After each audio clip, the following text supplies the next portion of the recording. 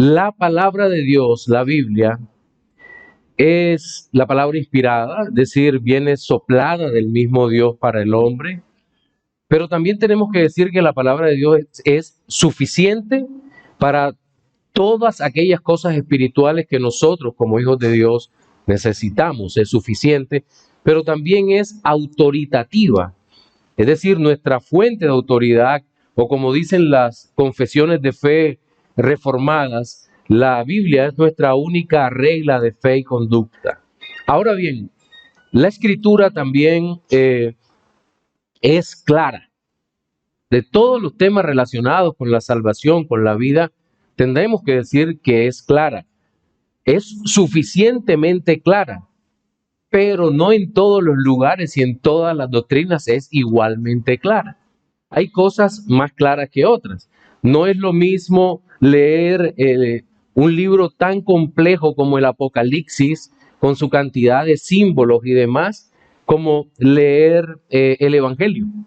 Por ejemplo, el Evangelio de Mateo es más sencillo de entender que el Apocalipsis con sus múltiples símbolos o signos. También no todas las doctrinas son igualmente claras. La doctrina de la salvación, a mi forma de ver, es mucho más clara, a pesar de que tiene complejidades. Por ejemplo, que la doctrina de la iglesia. Estamos hablando en la carta a los Corintios algunos puntos sobre la doctrina de la iglesia. De hecho, nuestro texto principal va a tratar nuevamente sobre la doctrina de la iglesia, pero dentro de la doctrina de la iglesia, las generalidades son más sencillas o más fácil de entender, qué es la iglesia, quiénes la componen, Cristo es el Señor de la iglesia, Cristo es la cabeza de la iglesia, a otros temas que son más puntuales. Por ejemplo, la autoridad pastoral. Es un tema un poco más complejo porque tiene que ver con la iglesia local. Y hoy quiero que me acompañe, por favor, en la lectura que se encuentra. Vamos a seguir con nuestra serie de Primera a los Corintios, pero vamos a leer a partir de capítulo 4, a partir del 16, versículo 16 y hasta el 21. 4, 16 hasta el 21. Sí, estamos viendo un tema en este capítulo 4 que se llama Conociendo el Ministerio Cristiano. Conociendo el Ministerio Cristiano, es el título, ya vamos para la tercera parte, es el título de nuestro sermón de hoy. Bien, dice la palabra del Señor. Por tanto, os ruego que me imitéis. Por esto mismo os he enviado a Timoteo, que es mi hijo amado y fiel en el Señor, el cual os recordará mi proceder en Cristo de la manera que enseño en todas partes y en todas las iglesias. Mas algunos están envanecidos, como si yo nunca hubiese de ir a vosotros, pero iré pronto a vosotros, si el Señor quiere, y conoceré no las palabras, sino el poder de los que andan envanecidos. Porque el reino de Dios no consiste en palabras, sino en poder. ¿Qué queréis? ¿Iré a vosotros con vara o con amor y espíritu de mansedumbre? Creo que es un texto muy, pero muy fuerte para nuestra generación tan sensible hoy en día. Pero me llama poderosamente la atención que para entender el texto tenemos que ubicarnos en lo que era Corintio. Ya lo hemos dicho varias veces, pero nunca está de más una explicación. Y creo que una explicación es adecuada en este momento. La iglesia a los corintios o de los corintios era una iglesia que tenía cualquier cantidad de problemas. Creo que nosotros tenemos que darle gracias a Dios por los problemas de la iglesia de Corintio. Permítanme. Porque la iglesia de los Corintios, desde un inicio vemos divisiones, vemos problemas morales, profundos problemas morales y éticos, vemos problemas con el manejo del culto, problemas con los dones espirituales, problemas de relación entre personas, y es el contexto en que el apóstol Pablo le está escribiendo esta carta a Corintios. Es una situación muy, pero muy compleja la que se está presentando en ese momento. Entonces, hemos venido hablando sobre el ministerio pastoral, cómo se movía el ministerio pastoral en menos de esa iglesia primitiva que muchas veces idealizamos tanto, pero que dista mucho de ser una iglesia ideal. Ahora bien, los problemas relacionados con división, con vanagloria, con orgullos, están presentes en este texto. Y en el texto particular que acabamos de leer, que es un pasaje muy corto, nosotros vemos por lo menos 3 secciones. En la primera de ellas, Pablo llama a que se haga una imitación consciente, pero no en todos los aspectos de la vida de Pablo, que seguramente tenía problemas como los tenemos cualquiera de nosotros, pero Dios había obrado de una manera especial en él y es mucho lo que podemos aprender de la imitación que Pablo hacía de Cristo. Eso es lo que necesitamos tener en mente ahora. Pero hay un segundo aspecto que tiene que ver con los enemigos del ministerio cristiano. Cómo se habían levantado unos hombres orgullosos, vanos, que con palabras, con mucha palabrería, habían envuelto en estas divisiones a la iglesia de Corinto y que la estaban afectando. Y cómo Pablo iba a tratar de reprender esa situación para, a través de una disciplina bíblica muy seria, la iglesia retomara el rumbo que Dios le había dado. Y en tercer lugar, nosotros vamos a ver cuál es la autoridad que Dios había dado, que Dios dio autoridad y poder al ministro cristiano. Son esos 3 aspectos los que vamos a considerar en nuestra mañana de hoy. Y vamos a iniciar hablando conociendo el ministerio cristiano, el testimonio del ministro. En el versículo 16, Pablo hace un llamado muy, pero muy fuerte a la iglesia. Sed, por tanto ruego que me imitéis. En 1 Corintios 11:1 dice, sed imitadores de mí, como yo de Cristo. Cuando lleguemos a aquel lugar, vamos a exponerlo y vamos a ver la relación que tienen entre ambos. Pero este sed imitadores de mí, hoy en día podría sonar arrogante, ¿verdad? Creo que ninguno de nosotros como pastores hoy nos atreveríamos a decir esto, sed imitadores de mí. Entonces, ¿cuál es la razón por la cual Pablo lo dice? Bien, usted recordará que en el último sermón de 1 Corintios, nosotros habíamos hablado sobre los sufrimientos del apóstol, ¿verdad? Es decir, el apóstol había sido perseguido, azotado, había pasado hambre, había dormido a la intemperie, había sufrido el frío, muchas veces el calor, había sido apedreado, encarcelado, y todo eso por amor a Cristo. Todo esto.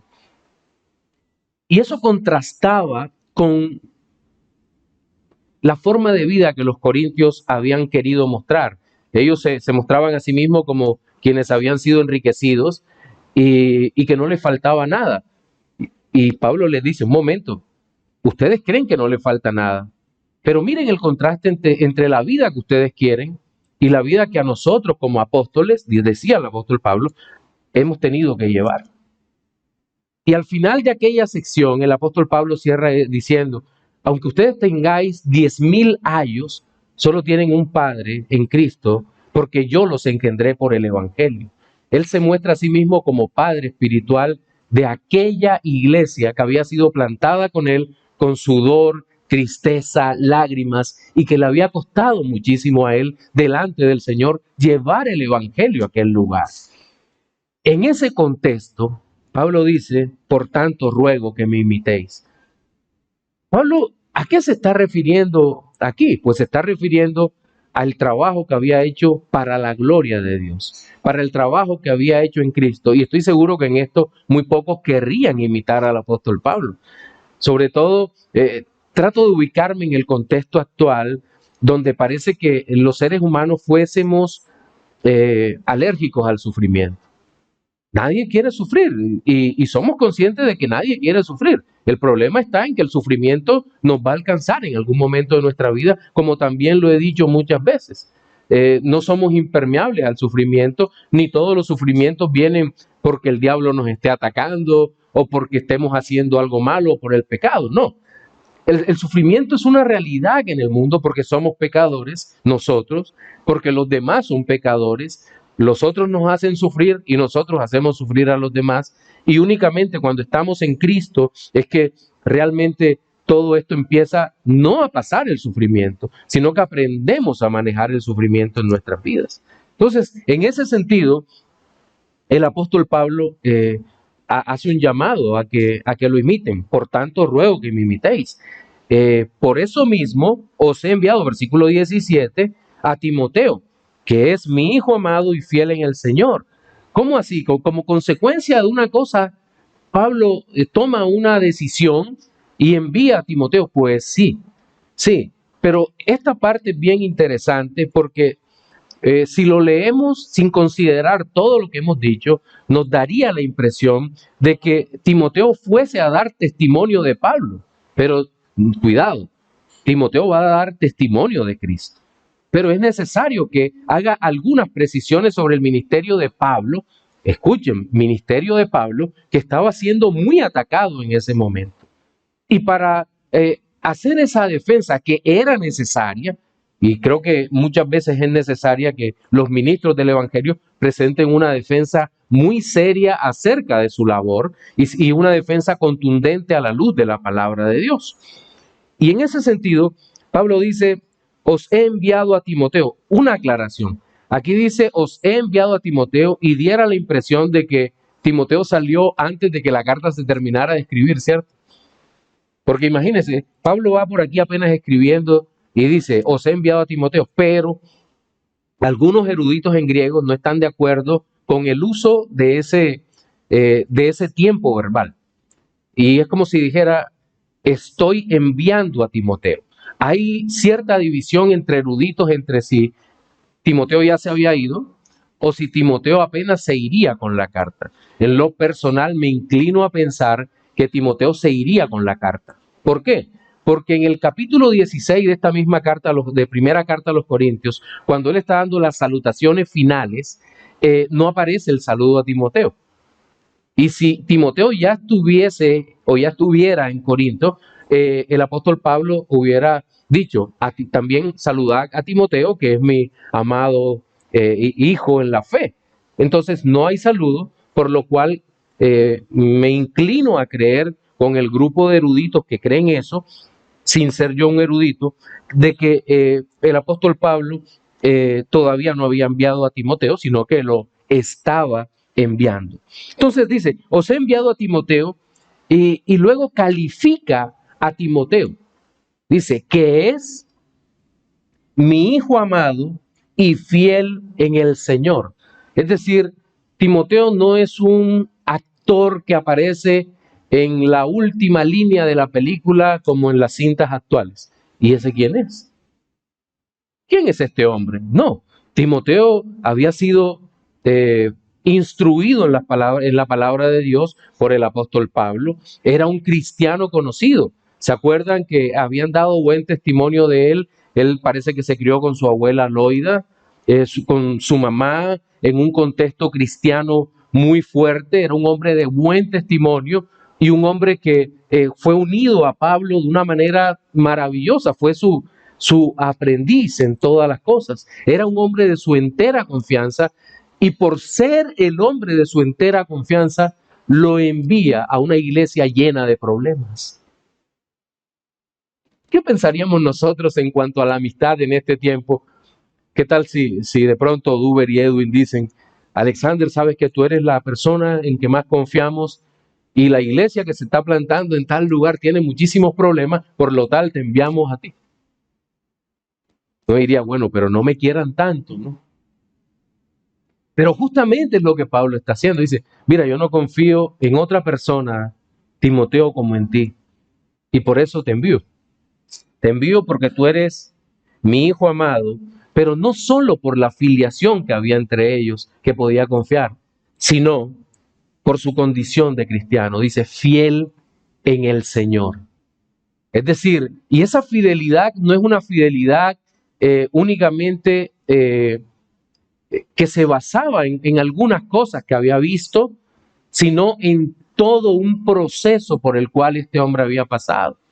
Seguramente había sufrido con Pablo al lado de él y en medio de las pruebas, Timoteo se había mantenido firme en el Señor. En medio de las pruebas no había retrocedido en su fe, sino que este hombre había avanzado en la fe, había madurado juntamente con Pablo y había mantenido la integridad de la doctrina. Era un hombre fiel al Señor Jesucristo y era un hermano que vivía para la gloria de Dios. Entonces dice, y fiel en el Señor. Pero Timoteo tenía una misión en Corinto.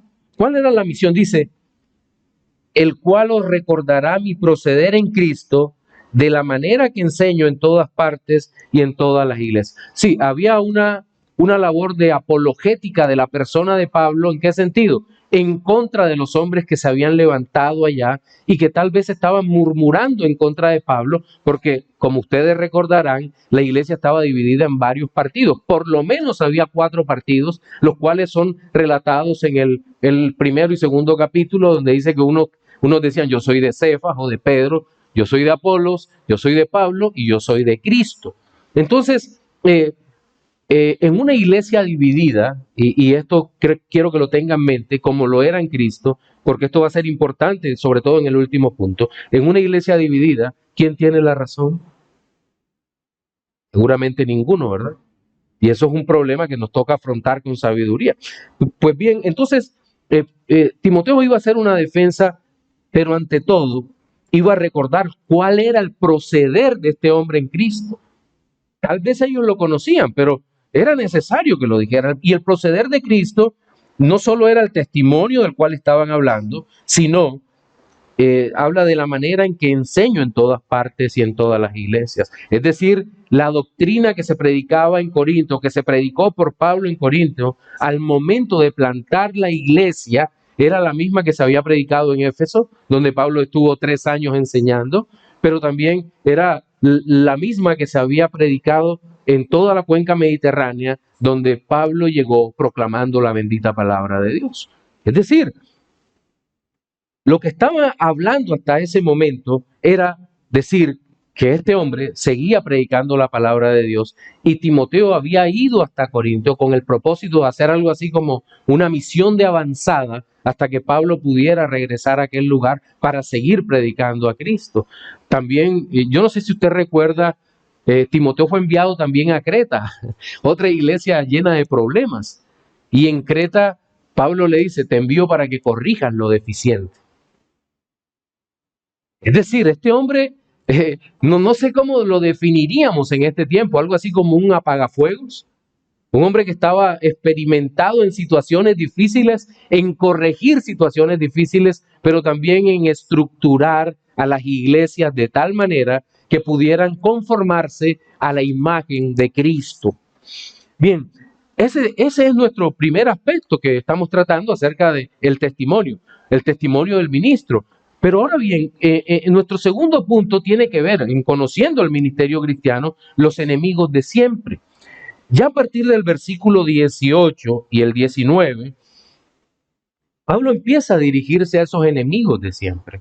Esos que destruyen la iglesia, esos que parecen no poderse estar quietos y que tienen agendas propias. Mire lo que dice el 18. Mas algunos están envanecidos como si yo nunca hubiese de ir a vosotros.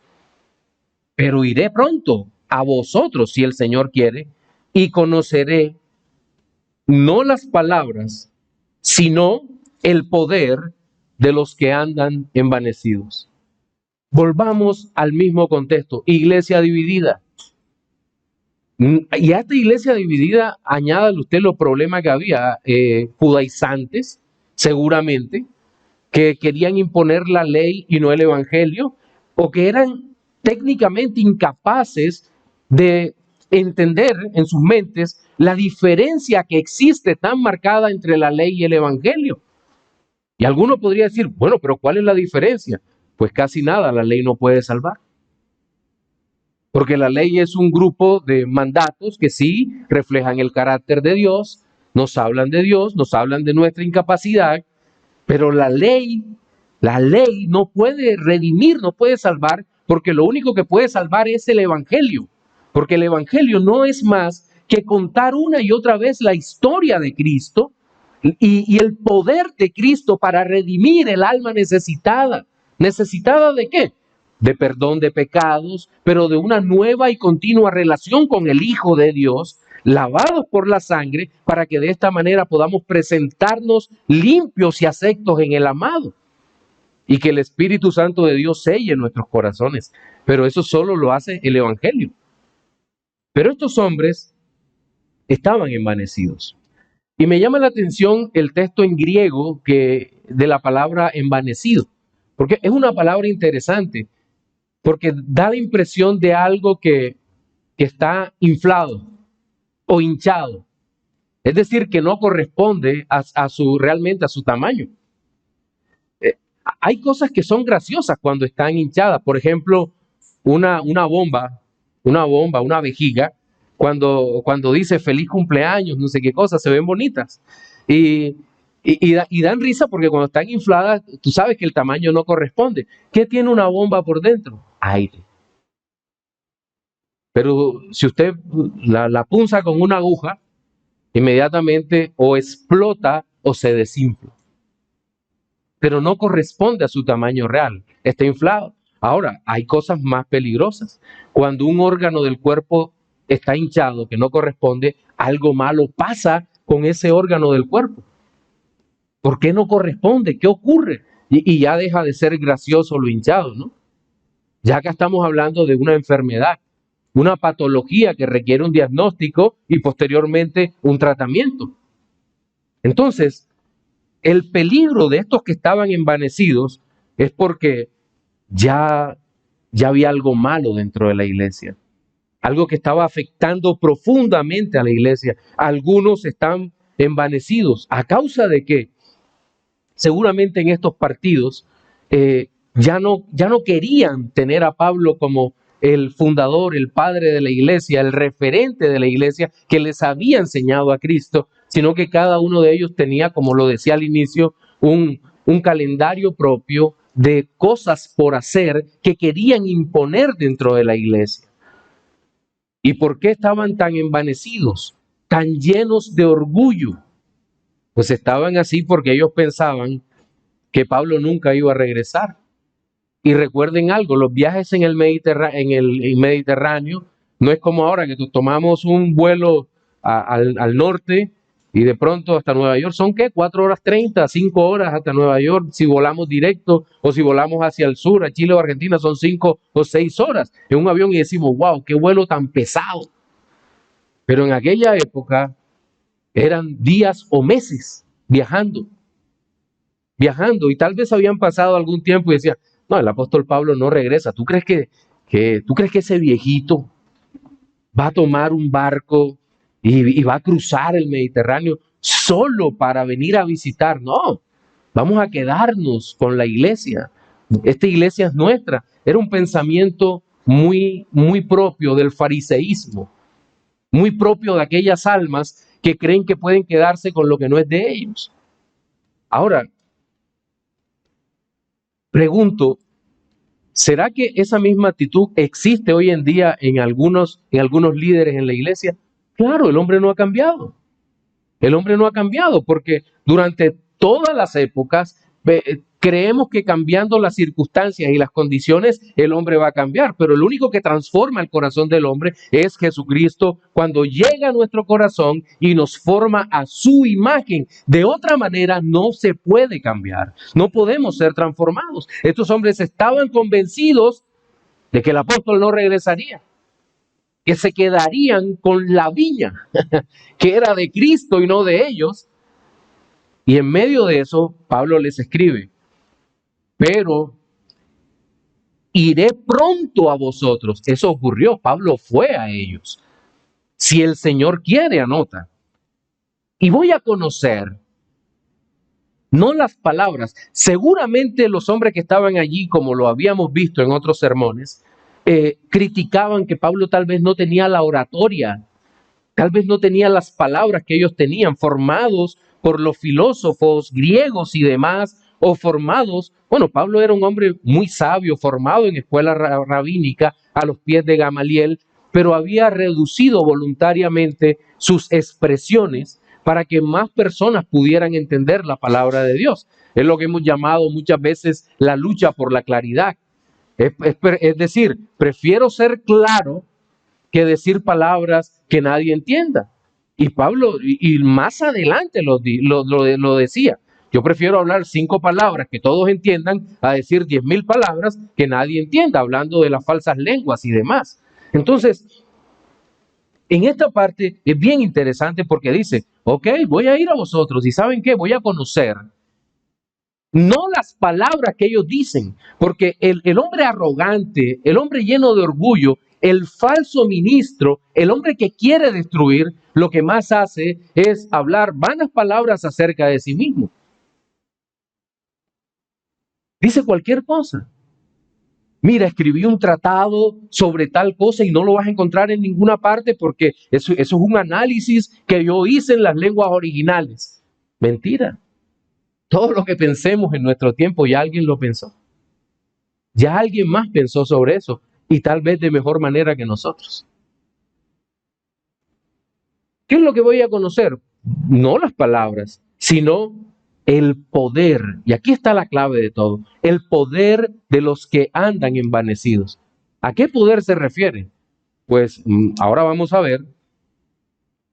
Pero el poder al que se refiere el griego es dunamis.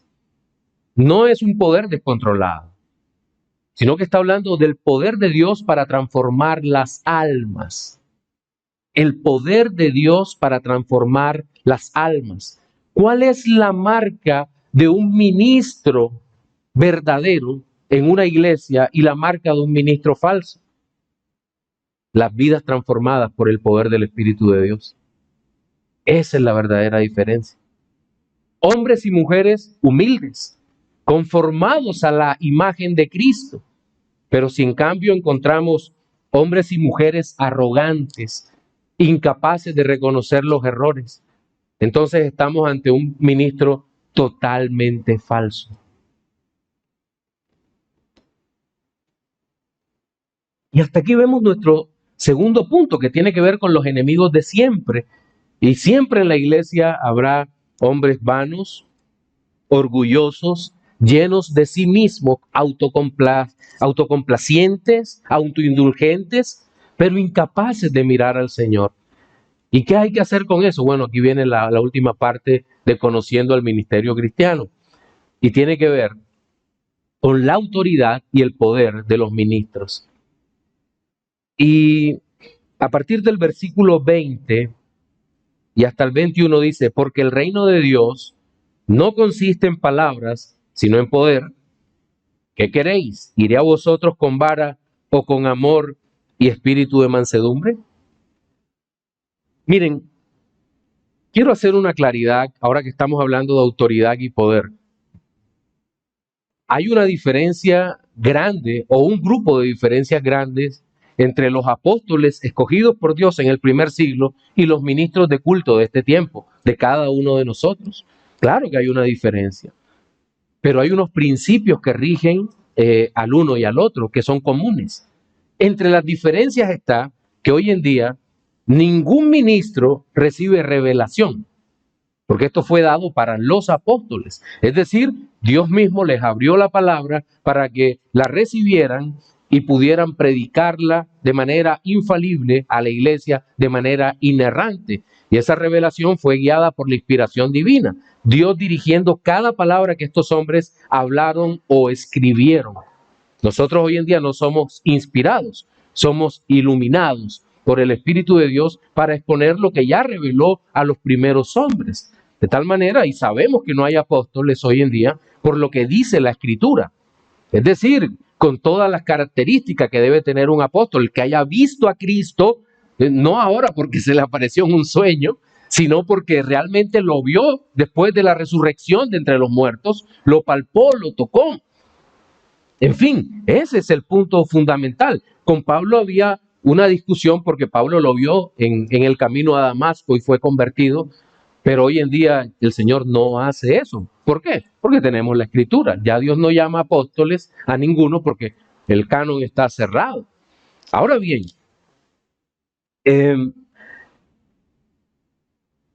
los apóstoles tenían una autoridad tremenda. O sea, el nivel de autoridad de un apóstol era tan grande como, por ejemplo, Pedro, guiado por el Espíritu Santo, cuando Ananías intentó engañarlo y su mujer Zafira, murieron. Murieron. Hoy en día ese poder no está disponible. Gracias a Dios. ¿Usted se imagina ese poco de falsos apóstoles matando gente? Sí. Pero entonces, ese nivel de poder, de autoridad, estaba disponible únicamente para los apóstoles del Señor. ¡Qué gran poder! ¿Qué más podríamos decir acerca de los apóstoles? El Pablo dejando ciego a aquel que trató de estorbarle, Bar Jesús, creo que era.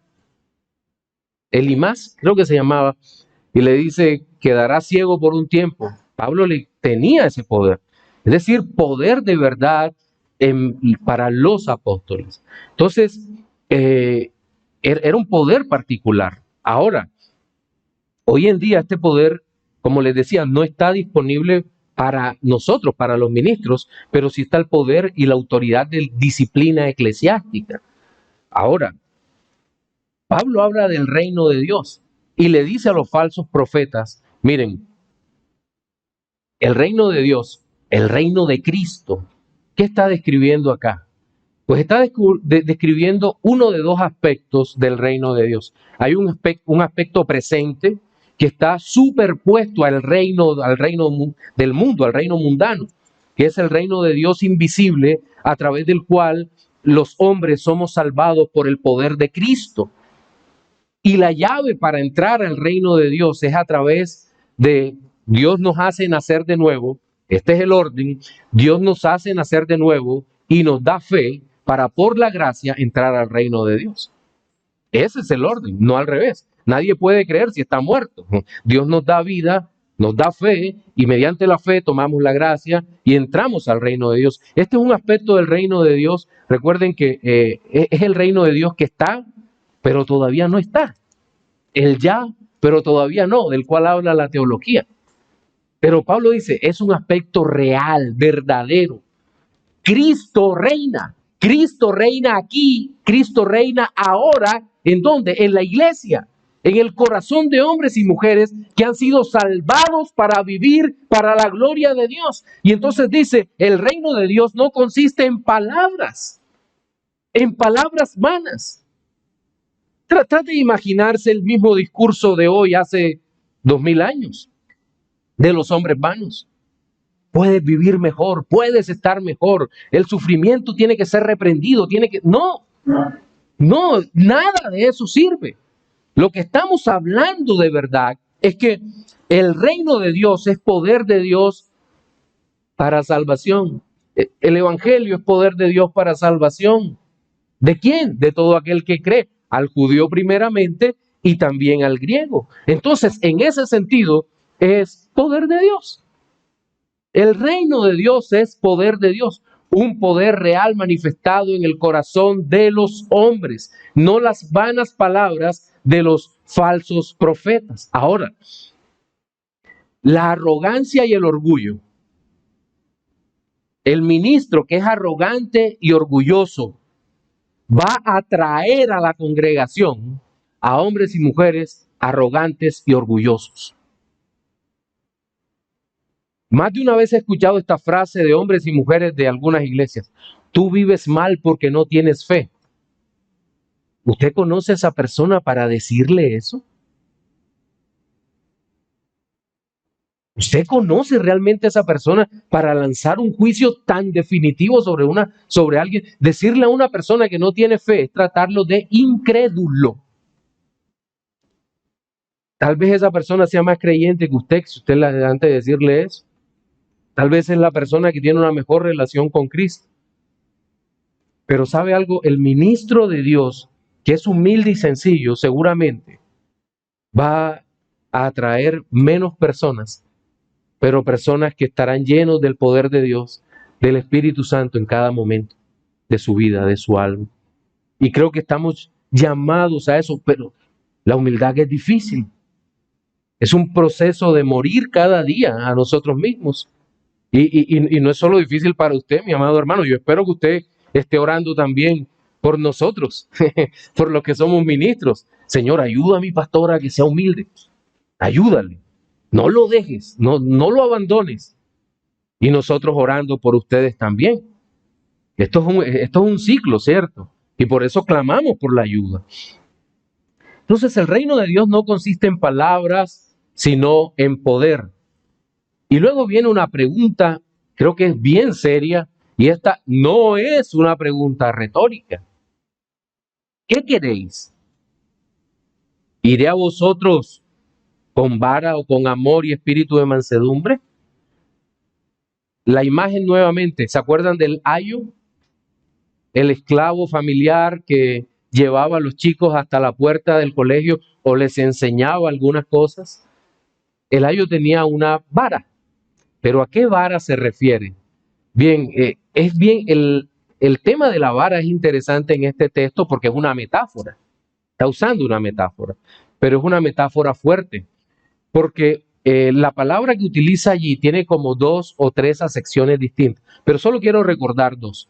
En la primera habla de una vara con la que se castiga, la vara del pastor, una vara tal vez de madera, pero la otra, el otro significado es de una vara de hierro, un cetro. ¿Recuerdan el cetro? En el libro de Apocalipsis se dice con toda claridad que toda rodilla, bueno, en Filipenses también, que toda rodilla se va a doblar o se doblará ante la presencia del Señor. El orgulloso seguramente no se va a querer doblar ante la presencia de Dios. Y Cristo con su cetro, vara de hierro, romperá la pierna para que sean humillados delante de Él. El que no se humilla voluntariamente ante Cristo, sus piernas son rotas para que se humille a la fuerza, porque toda rodilla se doblará ante el Señor. La imagen de Pablo es fuertísima. Dice, ¿qué quieren? ¿Iré a vosotros con vara? ¿O iré con espíritu de mansedumbre?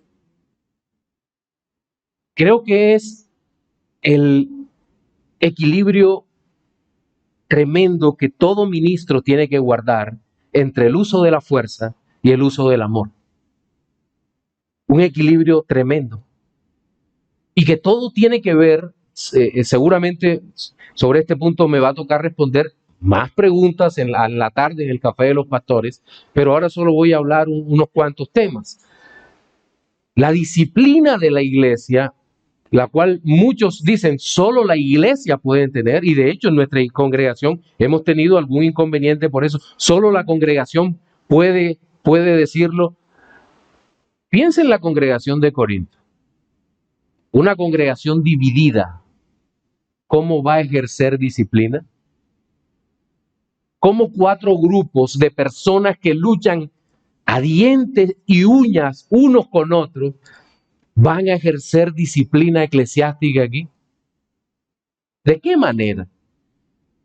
No, vamos a poner una urna en donde cada uno deposita su voto, eso no es bíblico. Para elementos de disciplina como este de división, es más, pregunto, ¿qué tal que una iglesia pequeña recién plantada, el 90% de la iglesia se equivoque? No estoy diciendo que los pastores seamos infalibles, pero debemos estar mejor formados en doctrina de la eclesiología para poder administrar disciplina. ¿Cuál será la decisión que tome una iglesia mal formada? ¿Cuál va a ser la decisión? Entonces, la disciplina, gran parte de la disciplina, excepto la excomunión, excepto cuando hay divisores, y hay otro punto que estábamos viendo, pero cuando esto ocurre, cuando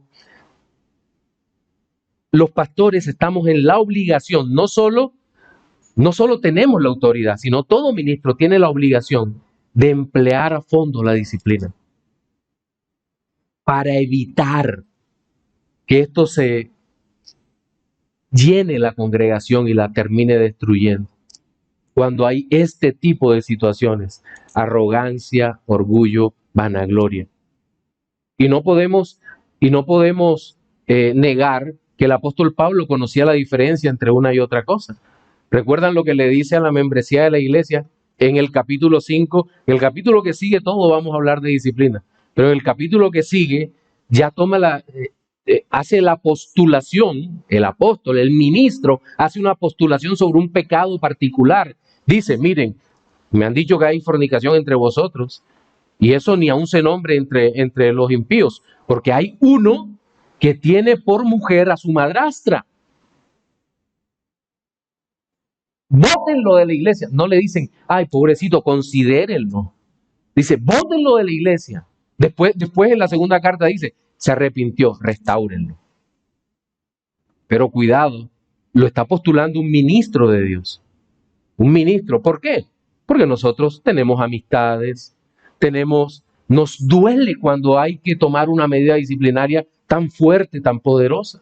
Miren, yo recuerdo hace algunos años, bastantes años, mi esposo y yo siempre estamos unánimes en lo que pensamos. Y hubo un problema disciplinario con un hermano al que amamos muchísimo. Y mi esposa estaba muy triste por aquella situación y una vez me planteó la situación, mi amor, mira qué tal que los hermanos dicen. Yo estaba solo de pastor. Y casi nunca me enojo así con mi esposa y me la quedé mirando y le dije, ¿sabes qué? Yo creo que ella se acuerda. Le dije, ¿sabes qué? Gracias a Dios que los pastores somos los varones y no las mujeres. Le hablé muy fuerte y ella bajó la cabeza y se quedó callada. Después me dio tristeza cómo le había hablado. Pero recuerdo que fue el método usado por Dios para que ella entendiera que muchas veces a uno le tocaba tomar decisiones que no solo eran impopulares, sino muy tristes. Y en aquel momento nos tocó expulsar al hermano que no era miembro. Y me tocó decirle, te tienes que ir, no puedes seguir con nosotros porque esta situación es terrible. Vara. Y yo creo que en esos momentos el ministro usa la vara pero con lágrimas en los ojos. Me toca usar la vara como cuando le pegamos a un hijo. Pero luego viene lo que debería ser el ideal, el espíritu con amor y espíritu de mansedumbre. Miren, ¿cómo quisiéramos nosotros que todas las cosas pudieran resolverse de esa manera? Pero cuando hay vanidad y orgullo en el alma, no es posible. Uno quisiera que todas las cosas fueran como hablar con el pastor Jesús. Hey Jesús, mira estas cosas. O como hablar con Odu, con Edwin. Que son personas que realmente maravillosas. Yo creo que yo soy más difícil que ellos cuando ellos me hablan a mí. Pero en esos momentos cuando uno habla con la persona y dice, hey, ¿por qué hiciste esto? Y encuentra receptividad. La Biblia enseña, la Biblia dice amén. Todo se resuelve de manera maravillosa. Aún los problemas más serios que usted pueda pensar. Hemos tenido casos, la mayoría, gracias a Dios, en donde hemos dicho, mira, la situación es esta, hermanos. Amén, amén, pastor. ¿Qué hacemos? ¿Cómo resolvemos esto? Y el Señor nos guía y hay una restauración de la iglesia. Y eso es simplemente maravilloso. Y que Dios nos ayude realmente en eso. Y no solo a nosotros como ministros, sino a tener una iglesia madura que nos ayude a tomar decisiones para la gloria de Dios en todo. Bien. Bien, hemos visto tres asuntos relacionados con conociendo el ministerio cristiano. En primer lugar, vimos el testimonio de los ministros. En segundo lugar, vimos los enemigos de siempre. Y en tercer lugar, vimos la autoridad y el poder de los ministros. Y allí fuimos muy cuidadosos en mostrar la diferencia entre los apóstoles y los ministros, pero que hay principios que unen tanto al ministerio antiguo como al moderno, aunque no al mismo nivel de poder y autoridad. Bien, dos aplicaciones finales. La primera de ellos es para los no creyentes. Amigos, si tú no eres creyente y estás asistiendo a una iglesia, creo que el llamado que Dios hace es a que en primer lugar te arrepientas y vengas a los pies de Cristo y de manera voluntaria te unas a una iglesia local en donde puedas ver las misericordias de Dios en tu vida. Una iglesia que está dispuesta a servirte en todas las cosas, inclusive en la disciplina. Ven a los pies de Cristo, busca ahora mientras puede ser hallado el Señor. Pero para los creyentes, recuerden algo, mis hermanos, la sujeción de la iglesia local a un pastor a unos pastores es una sujeción voluntaria. Es una sujeción voluntaria.